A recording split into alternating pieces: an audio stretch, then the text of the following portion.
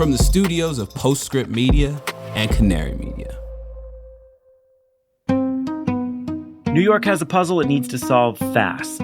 New York State is expanding its solar energy goals. Governor Kathy Hochul is looking to more than triple New York's solar energy capacity within the next decade. In less than a decade, the state wants to radically increase the amount of renewable electricity to 50%, all while helping New Yorkers electrify their homes and businesses, increasing total demand for electricity, and then eliminate a key nuclear power plant at the same time.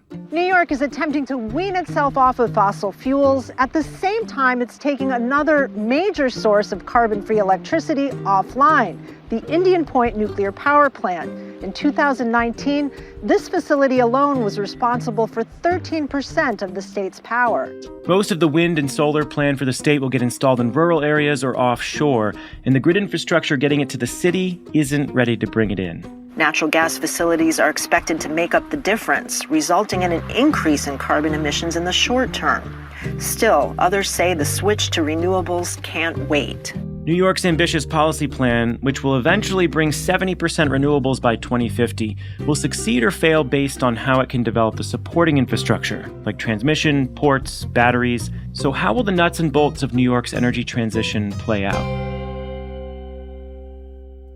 This week, we have a panel from our recent live event featuring the journalists covering decarbonization and energy markets in New York.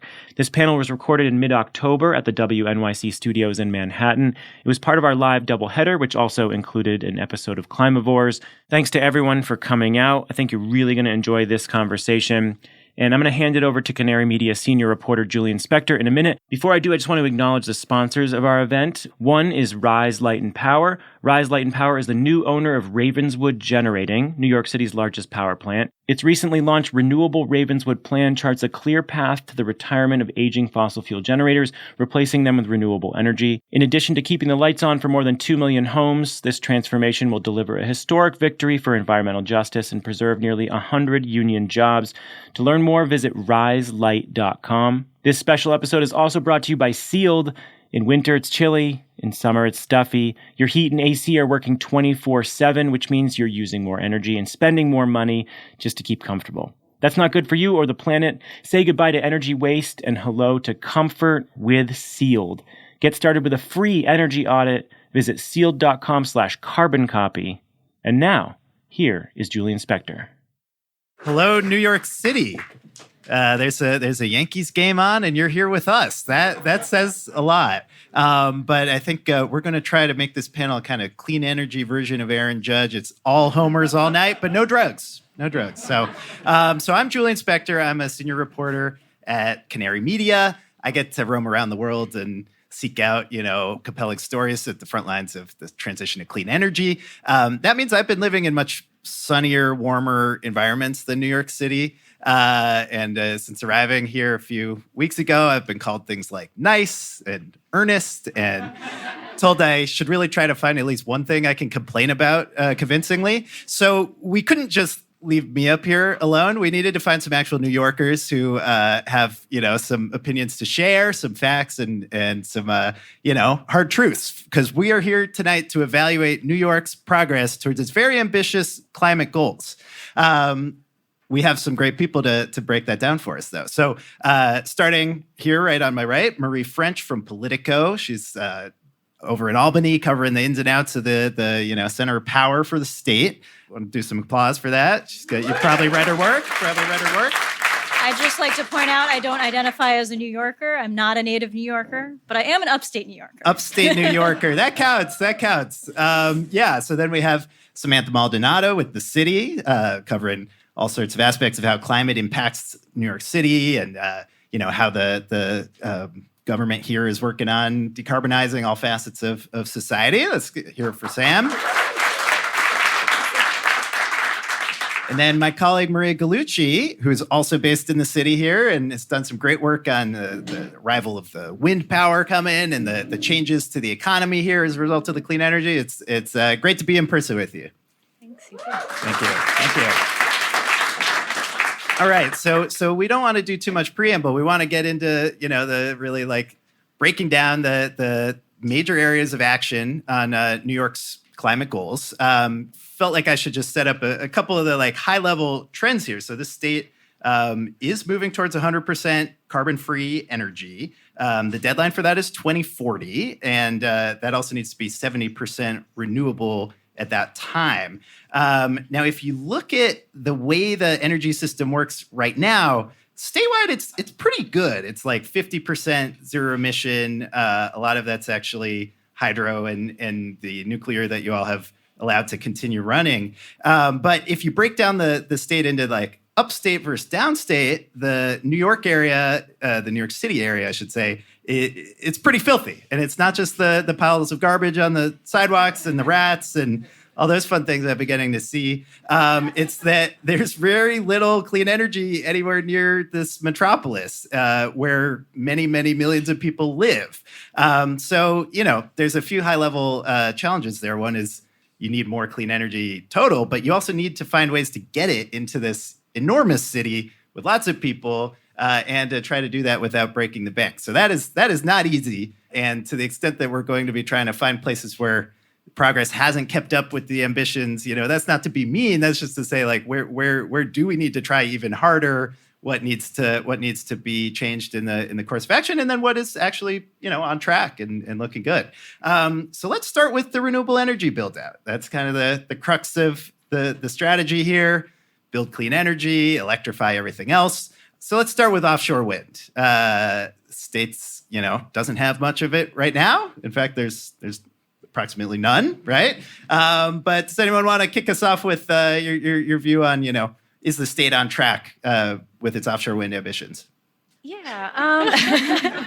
So just to throw out some stats, so New York has a goal of building 9 gigawatts of offshore wind power by 2035, I believe, and that would supply about 30% of the state's total electricity needs. Right now, there's 4.3 gigawatts worth of projects in the pipeline.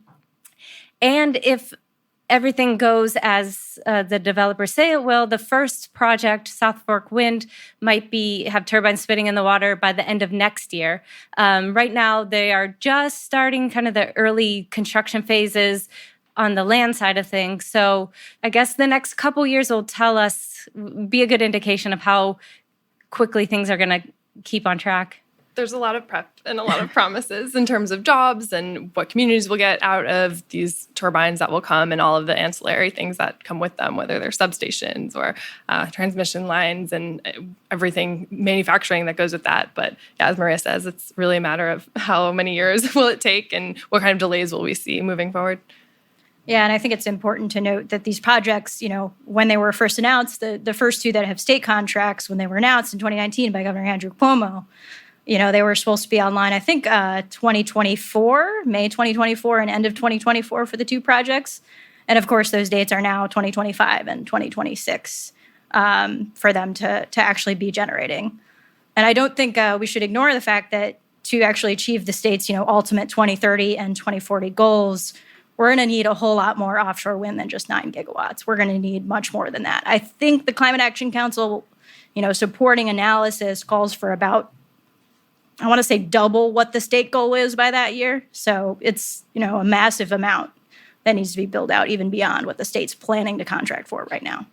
Okay. Wow. A lot going on there. So even though there's nothing no points on the board just yet, there's a lot of the preparatory work in progress, but even the goal that is being pushed might not be enough to meet the long-term goal of cleaning up the grid. So let's move to solar in California, where I've been living. That's obviously the leading new source of clean energy, but it's a little different out here. It's a little grayer, maybe, not so much of the sunshine out here. So what do we need to know about the solar sector of New York State?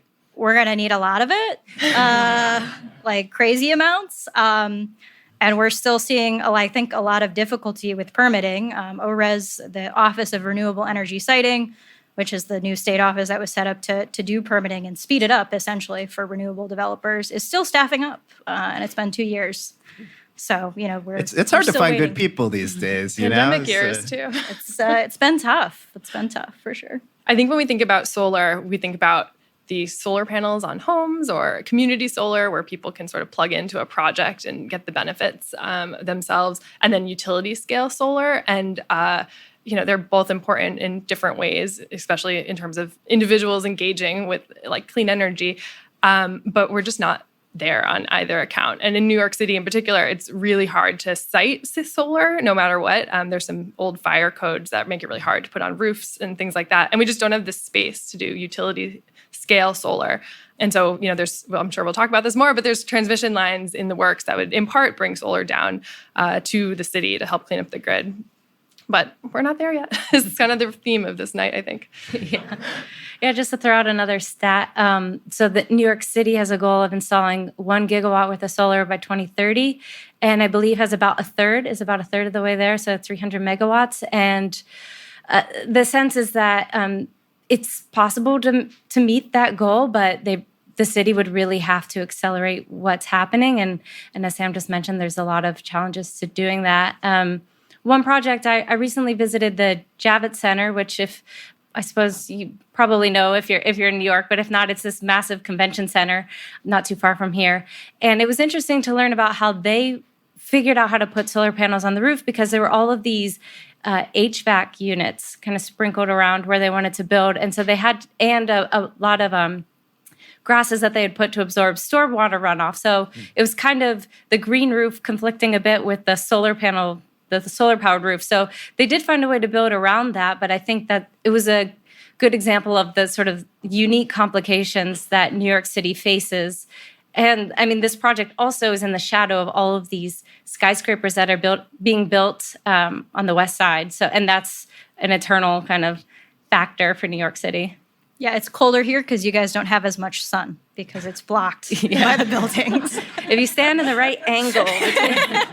That's why you try so hard to get it up on the roof, and then someone builds a new billionaire residence that's just blocking all your sun. You can't do anything about that. So yeah, I think the solar, it's tough out here. I think New York City is a good counter example to the sort of vision of the clean energy future that's all small scale, and every home just puts it on the roof because you have too many people living in very tall buildings that don't have the roof space relative to the actual occupants here. So that points to the need to build more elsewhere in the state and pipe it in somehow.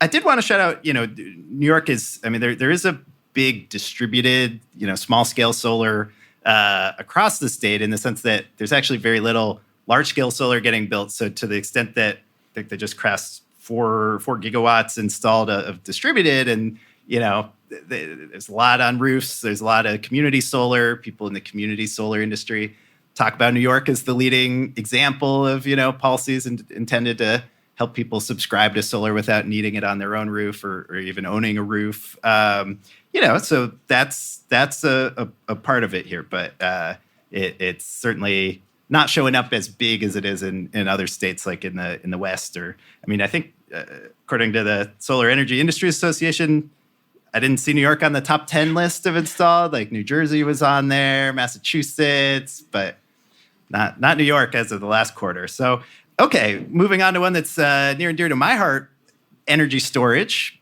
big batteries, basically.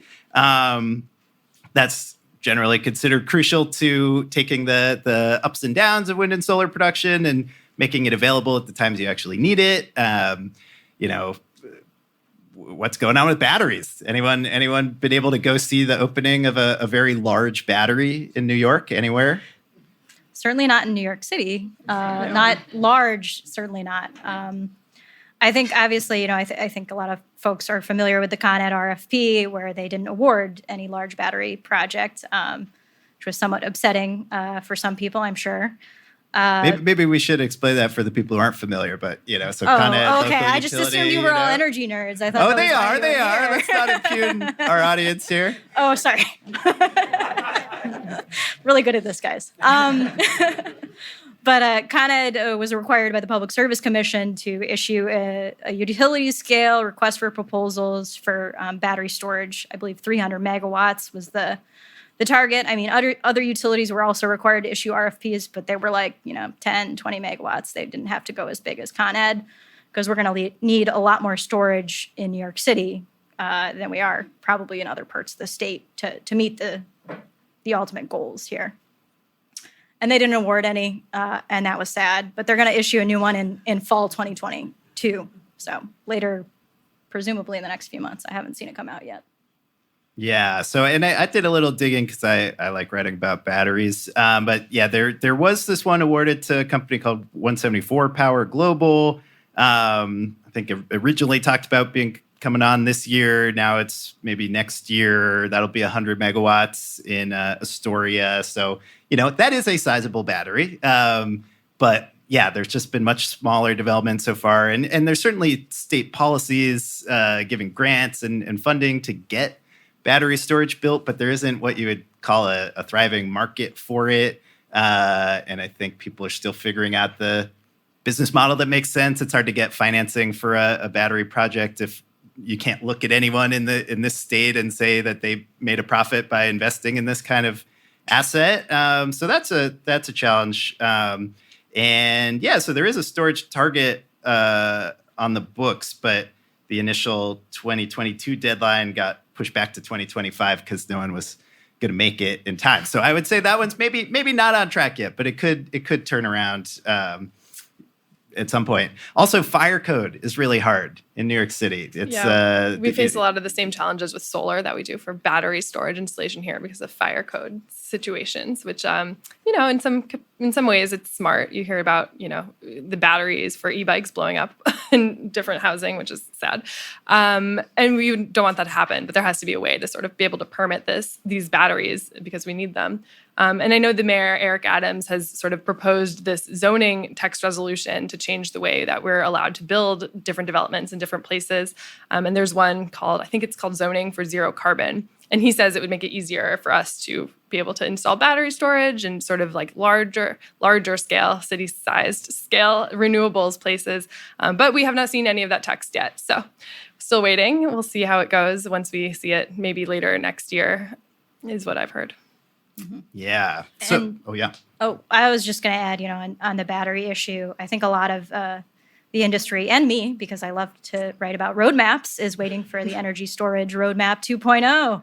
2.0? What happened to 1.0? We're done with that. We already. It's totally over. We're past that. I think they basically got the subsidies under that have already been oversubscribed, if not totally subscribed. So energy storage roadmap 2.0 could give us a better idea of what kind of state subsidies and contracts will be available for the storage industry. So they'll actually, none of these developers or the incumbent generators that I talk to who are, thinking about storage plan to build it without a long-term contract or support of some kind. There's no ability to do that in the current energy markets. And do we know when that roadmap comes? I can't say. All right. Well, yeah, then I mean, just to kind of cap off this whole clean energy build-out section, wanted to talk about just reliability and this idea of, we're shifting from fossil-powered plants that we can control and call up when we need them. The offshore wind is coming. There's maybe more solar coming. Maybe the batteries will arrive. But how do you see the state tying all these different pieces together into a fundamentally new way of running the grid that has to keep all the lights on in New York City, has to keep the subway running, the elevators going up and down, without burning fossil fuels like we do today? Have you seen a compelling policy work that all these different threads are going to be tied together in a way that works? Are you asking who's in charge? That could be part of it. Yeah. Yeah, well, I mean, the Public Service Commission and NISO, our grid operator, and Marie can correct me if I'm wrong, which is true for literally everything I'm about to say in this whole panel, but, they're supposed to make sure that, our power can stay on, that we have enough, resources that are dispatchable to use when we need them, to make sure that we're not overtaxing our grid and to make sure it is, dependable and hardy for times of climate change, and also just in terms of, having demand be met by what's available. Yeah, I think you've kind of asked the question that I feel like the state has avoided answering fairly successfully so far. What is the dispatchable emissions-free resource that we need, hundreds, if not thousands of megawatts and gigawatts of? And we don't really know the answer yet, but I will remind everyone that the climate law has off-ramps. the Public Service Commission, if it is concerned about reliability, can, be like, well, I guess we're not going to hit zero emissions by 2040. Will they want to do that? No, I don't think they will. Are they trying? Policymakers are trying very hard to hit these targets, but there are some questions that they haven't answered yet.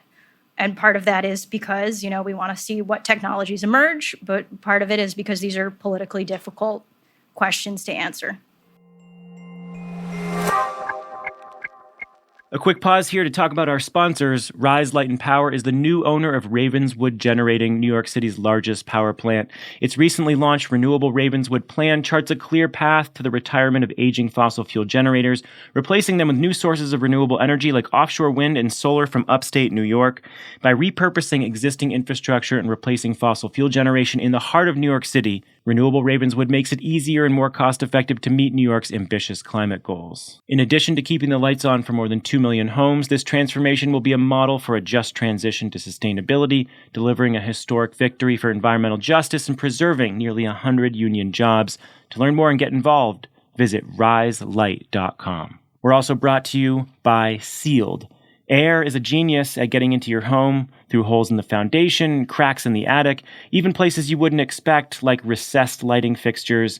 You can't see the problem, but you sure can feel it. You're spending money on AC and heat all year long without even being comfortable. That's not good for you or the planet. But what happens if you keep the air outside? Suddenly your house feels better, it uses less energy. New windows won't make you this comfortable, but there's a company that can. Sealed uses air sealing and insulation to keep the outside out.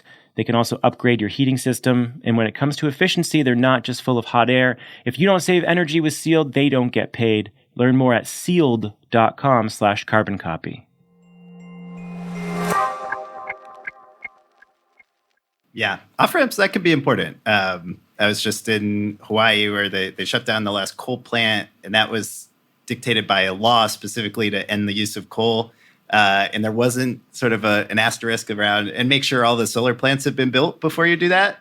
So it got a little dicey. It ended up being okay. No one lost power, but they're burning a bit more oil in the meantime, and prices are going up because all the new reinforcements weren't there. So yeah, a little flexibility as opposed to dictating hard terms absent, knowing the reality on the ground is it's good to have that. Well, let's keep moving to the next section, which is buildings. Buildings as a sector is now the biggest source of carbon emissions in the state. So you got to do something about that. And as anyone who lives in the city knows, there's a lot of old buildings here. They are not the most energy efficient. There's fuel oil in the basement, keeping the heat going through the winter. It's kind of a gnarly problem, I think. So let's start with one of the hot policy ideas in the building decarbonization world, which is banning gas, fossil gas or natural gas in new building construction, and that kind of forces developers to electrify the appliances and heat and do your water and cooking without fossil fuels. And New York City is actually taking some action on this. So maybe Sam, is that something you want to take? Well, New York City did it. They put a ban on gas in new construction. I believe it starts in now I'm forgetting the year, but 2026. I think it's on the paper, so you should check. But I believe it's that, and it depends on how many stories your building is. The smaller, the fewer the stories, the sooner it is, and the taller the building, the later it is. But essentially, it has to be electric. Can't have any gas or fossil fuels burning.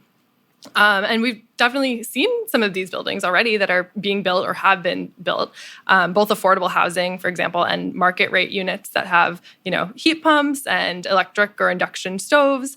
And, you hear different tales about how much did it cost to build, how are the residents enjoying it or not enjoying it. But what I am always told by different developers is it's not only about electrifying, it's about keeping these buildings really efficient and having like a very strong building envelope. So it doesn't take as much energy to heat them or cool them, which ultimately can fall to the tenants in them. But anyway, that is one thing that is happening, and it's leading the state, I would say. Ithaca also has a goal for, I believe, all electric buildings, all electric everything maybe by a certain date in the mid-2020s, if not a little bit later.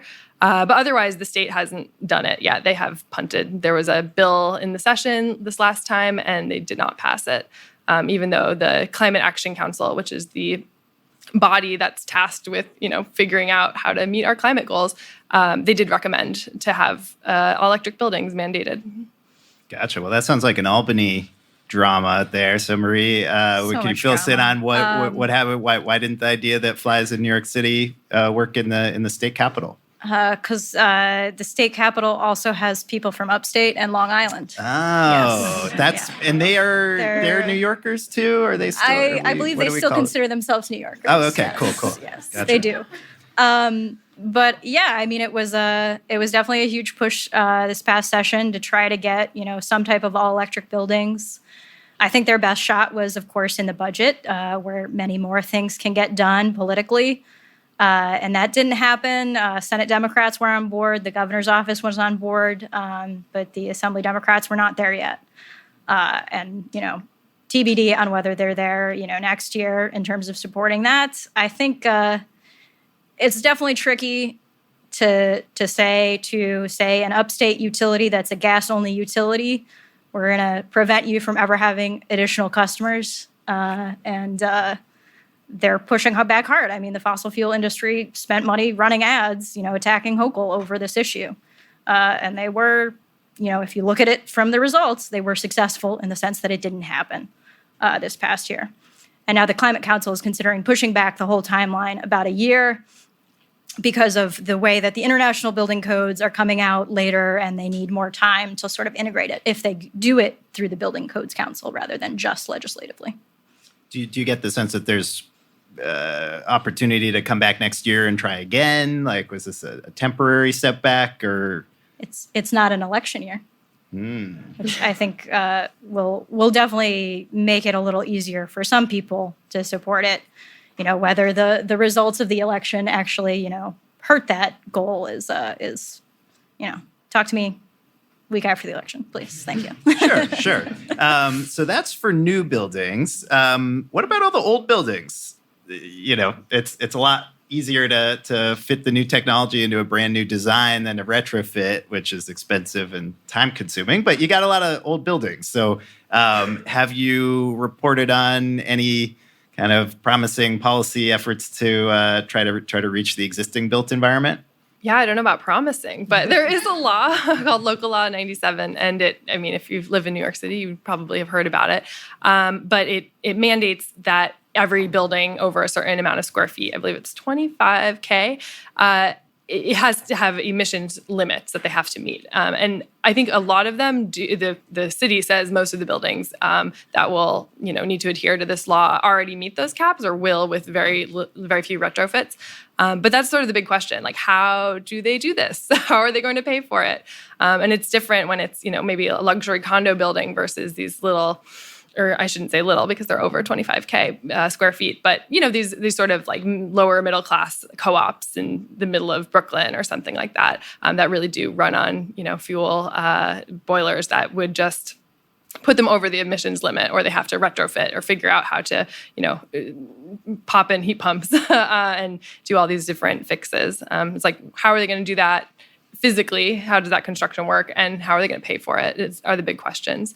And these laws, they have to start complying by 2024, but the rules for like what guides the laws and how they would even calculate their emissions and their penalties just haven't been finalized yet. So we're still waiting on that.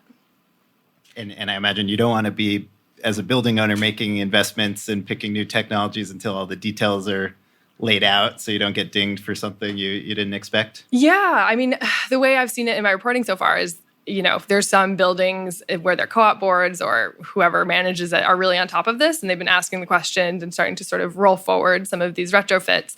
But they don't know the final, they don't know the final rules. They don't know what it's going to look like at the end. And then there's others that have just sort of pushed it off, and they are really under capacity, or they don't have the money to hire these consultants that will do this work for them.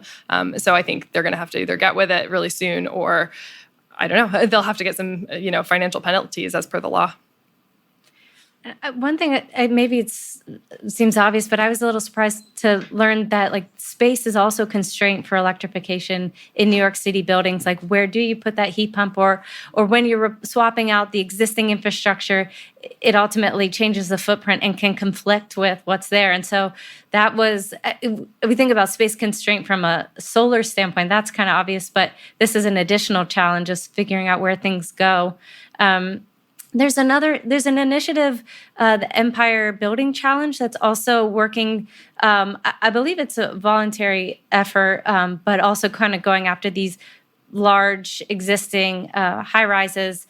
And it's interesting. There's a stat I remember reading that you could get toward 80% electrification, kind of using existing technologies with retrofits, with massive reductions in energy consumption. Obviously, that costs money, but it's sort of encouraging in some ways to think that you don't need some totally new gadget to get most of the way there. Yeah, I mean, it does strike me that the building space, I mean, it's earlier kind of across the clean energy industry. If you're getting solar, you're saving money at this point. And if you're doing community solar in New York, you're definitely saving money. It seems much less clear and very site specific on the electrifying the buildings. It's harder to get mass buy-in if the appliances themselves aren't sort of well known and out in the public zeitgeist. So that seems challenging. This is one where a lot of the southwestern states, there's just not the same kind of need to heat in very bitterly cold winters. So I don't envy this challenge for y'all. Let's go on to our last section, and then we're going to get audience questions after this. But we want to get into the energy equity topic, which is crucial. There's all these changes, but in the process of transitioning the economy and the energy system, is the state accounting for people who've been hurt and harmed by the old polluting forms, and where the facilities are sited, whose backyard it's in, and also there's the workforce dimension of changing the way the economy works to different fuel sources, and our workers able to have a foothold in the new world. And then, we've raised the issue of cost, and a lot of these changes are being driven by policies, and, someone's bearing the cost for that. So I think that'll be good to dig into. So I think one energy equity policy that New York City has done, and I don't know if anyone else has done something quite like this, is this rule on dirty peaker plants. So these are the fossil fuel plants that are rarely used, but they fire up when there's really intense demand. So summer heat wave, everyone's running the air conditioning, and they tend to be the dirtiest facilities on the grid, and a lot of them in town here are also 50, 60 years old. So there is a rule to do something about that, noting that they're often cited in disadvantaged communities or minority communities. So anyone want to fill our audience in on with the status of this rule? So it's a statewide. The DEC says we have too many of these peakers that are emitting a lot of NOx emissions, which are create the smog and have very harmful health effects. So we're going to start to phase those out. 2023, some of these regulations go into effect. Some peakers have already started to shut down. More will be shutting down in 2023, 2025 time frame. And right now, it's sort of a question as the New York Independent System Operator looks at those plans. Can New York City still reliably keep the lights on?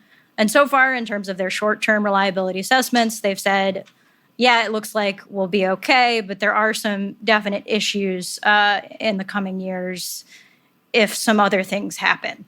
If demand is higher than we expect, if there's an extreme heat wave, if there is, if Chippy, the Champlain Hudson Power Express, doesn't come online, when it's currently forecasted to come online, there could be some reliability issues that the NISO itself has said, this could mean that the peakers need to stay on longer. Yeah, well, and then on a fundamental level, so this is very important work to be getting rid of the most harmful of the old polluting plants. If you are shutting down those peakers in New York and not building batteries, which would be this sort of zero emission on demand technology that's available today to replace them, how long can you keep doing that of shutting down your in-city capacity and then not building new firm capacity to replace it? Well, I don't think right now, battery storage technology is not necessarily a one-to-one replacement for peakers, right? We don't necessarily have a battery that can run for several days or 12 plus hours, and batteries need to recharge, which puts an additional demand on the grid afterwards. So I think the expectation is more that offshore wind and transmission lines coming into the city will play a bigger role in replacing the peakers than perhaps battery storage, although I don't think that's entirely true, because I think there will be a role for batteries to play for sure. Yeah. No, they definitely don't want to can't. offend any of the battery developers. Yeah, they can be useful to have, but you're right. They don't go for 24 hours straight. But that's interesting. So getting back to the sort of portfolio emerging, if you don't have power sources generating in the city, but you have offshore wind pumping in from the ocean that's able to connect into the grid, you maybe don't need the same capacity operating within city boundaries as we used to. Ooh, now you're getting into like locational reserve margin. Yeah. So we don't need to go too far down that route. But let's talk about the just transition for workers. I was very intrigued by a piece that my colleague Maria did recently on how the terminal in Brooklyn is seeing a new future coming as the shift to clean energy happens. So can you talk about what sort of new jobs, new economic drivers are happening in the city as a result of this shift? Yeah, so there's a project actually in Sunset Park, Brooklyn, not too far from where I live, to transform this abandoned, the South Brooklyn Marine Terminal, which hasn't been used for decades, into a hub for storing and assembling and repairing offshore wind farms. Offshore wind turbines that will go to service the wind farms that Equinor and BP are developing off the coast of New York. And the local community, especially groups like Uprose, New York City Environmental Justice Alliance, have been very involved in kind of having a say in what kind of project comes to the waterfront, but then also now that it's going to be this offshore wind hub, making sure that they have a seat at the table and kind of being engaged. Their goal is to make sure that those jobs, which primarily will be construction jobs at the site to start, but then hundreds kind of involved in the turbine assembly and kind of operations there. They want to make sure that Sunset Park residents are actually working at that hub that's going up in their backyard, especially sort of given the history of environmental justice issues in that area. Speaking of peaker plants, there's a couple nearby in Sunset Park. There's also a lot of heavy truck traffic, other industrial facilities that contribute kind of an outsized share of pollution to the neighborhood. Yeah. And Sam or Maria, have you covered any other instances of new job creation that's kind of giving the community more of a voice and a say in the emerging clean energy system? Yeah, I mean, I think one thing that pops up a lot, especially in New York with, the retrofits on the horizon to get buildings cleaner, is just teaching people and people who have been traditionally left out of the workforce and doing a lot of job development to teach them how to do these installations, whether that's like solar panels or, home retrofits. And today I know this big company called Block Power, which probably a lot of you know, just announced sort of a wider, an expansion of their job training program. And it sort of, dovetails with criminal justice and, interrupting violence in certain neighborhoods. But that's been really interesting to see. And that's, I think with every sort of clean energy promise, there's always the flag that people wave about jobs coming. And so we're sort of, it's to be seen, but some of the training is happening now, which is pretty interesting. And the other concern is, jobs that will be lost, which is something that comes up a lot with the state policies in general, less, I think, about the city here. But fossil fuel workers, for example, are really concerned that they will be left out or, won't have jobs to go to in a decade or less. And I think Marie can speak more about this, but, those sort of concerns manifested in a new policy that actually did get, it was a law that got passed in the session last time. It was really like labor and environmentalists coming together to pass this bill that would mandate geothermal network pilots in the city and around the state for each utility. Yeah, I think that was definitely, as you mentioned, I think it's an example of labor really flexing its power. We've seen labor do that a few times, but that bill in particular, I think, as it gets implemented, will tell us a lot about sort of what the future of some gas utilities is. Is there going to be a way for them to create a new business model where they're delivering the service of heat rather than the service of gas to combust to create heat in your home? And I think there's a lot of questions about that. The Public Service Commission members have been kind of critical about the timeline for that legislation. They're like, we're going to need more time to figure some of this out. So they're giving the utilities a little bit more time to flesh out their pilot ideas and actually implement them. But those should be really interesting to watch and to see, how labor gets to play a role in shaping those as well. Yeah, great. Well, so then let's talk about affordability. Is a macro level inflation happening, and energy is costing families more and more. There's a lot of programs here that are not really market driven at this point. I think generally speaking, the clean energy is competitive, and that'll be cheaper in the long run than equivalent fossil fuels. But then once you get into all the work that it takes to keep the system reliable, costs can start adding up. And as we mentioned, retrofitting all the old buildings is a whole big thing. So can you talk about, in general, how is New York State paying for all of these, rather leading efforts to change away from fossil fuels? Maybe Marie? That's the several $100 billion question. I think that's TBD for sure. I mean, right now, obviously, the Climate Action Council is talking about that finally. I've sat through so many meetings, guys. How long are these meetings? Roughly, some of them now they're down to about 3 hours at a time. That's the slim version. There's been longer ones. Okay. But so, right now, the thing they talked about was like, could we do a carbon tax or could we do some type of cap and invest economy-wide on, greenhouse gas emissions? And basically, I think a lot of it's going to come down to legislative willpower in the upcoming session, but also, what they can actually do on the executive side without legislation, because there is pretty vast authority in the climate law for the DEC to implement regulations to support the plan. And then what about, just utility customers paying their bills and money going from those to kind of fund pilot programs and all the various things? Yeah, well, the way that this clean energy market will be set up, the economy really is through like subsidies and other sorts of like benefits to, I'm forgetting the word anyway, but basically it's like on the taxpayers and on ratepayers, which is just people.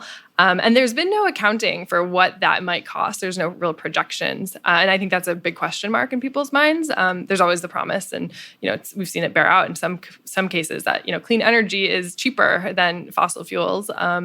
But ultimately, we just don't know how much it's going to fall onto the individual consumer to really like push these programs forward and to sort of underwrite them, essentially.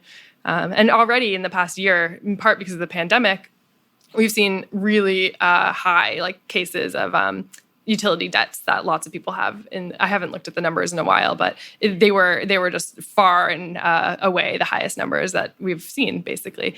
So that's a real crisis. We don't know how necessarily people are going to pay that, and just how they will sort of burden, share this burden and be able to afford it, essentially. And I don't know the extent to which this will kind of trickle down to individuals, but the Inflation Reduction Act, I think it was NYSERDA said it should pump like $70 billion into New York State from now through 2050 in the form of, tax credits for heat pumps or electric vehicles, or in tax credits for utilities that previously couldn't participate in those programs, like rural co-ops and municipalities.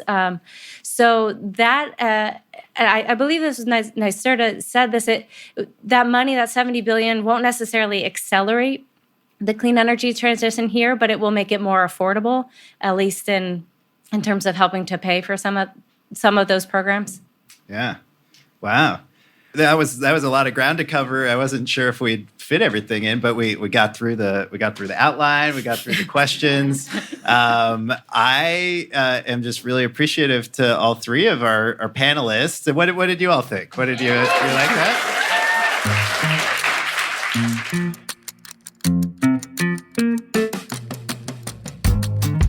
Thanks so much to Julian Spector, to the Canary team, and the journalists who participated. And thanks to everyone who came out. Sorry I couldn't make it. I was dealing with a sickness, and it was a bummer not to be there, but it was a really great event. And you're going to hear more live events with our collective teams coming up, so stay tuned. The Carbon Copy is a co-production of Canary Media and Postscript Media. If you want to see all our back catalog episodes, go to canarymedia.com or go to postscriptmedia.com, sign up for our newsletter, and you'll get all of our shows right there in your inbox. And thank you so much to Prelude Ventures, who is our backer. Prelude is a venture capital firm that partners with entrepreneurs to address climate across advanced energy, food and agriculture, transportation and logistics, advanced materials and manufacturing, and advanced computing. And we'll catch you next week. I'm Stephen Lacey. This is The Carbon Copy.